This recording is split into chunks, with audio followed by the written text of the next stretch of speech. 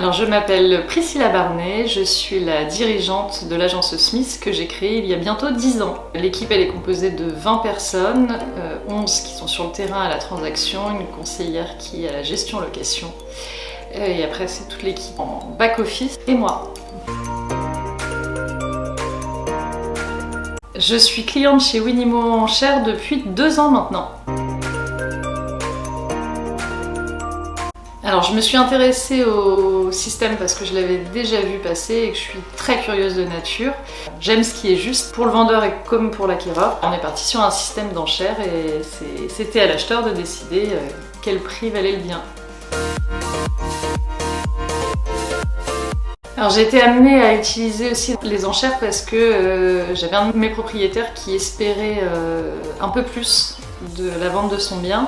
J'étais convaincue que ce n'était pas possible, mais on avait 100 000 € d'écart sur l'estimation, donc c'était très important. Il s'est vite aperçu que c'était un peu hors sujet, le prix qu'il espérait, et du coup on a trouvé un accord. Ça s'est quand même vendu aux enchères, mais il n'aurait pas accepté cette proposition si on était parti sur une vente classique. Alors si je peux donner quelques conseils, ce serait attention au prix de départ. Ça, le prix, c'est comme pour une vente classique, il faut vraiment faire attention. Si on est au prix de l'estimation, ça ne fonctionnera pas, il faut forcément être en dessous.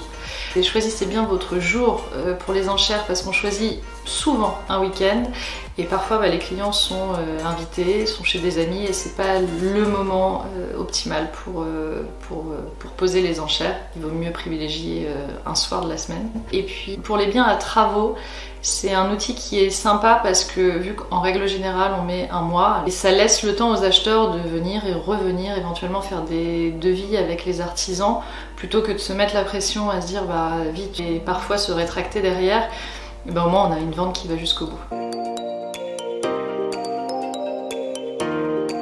Si je devais définir Winimo en 3 adjectifs, ce serait innovation, professionnalisme et opportunité.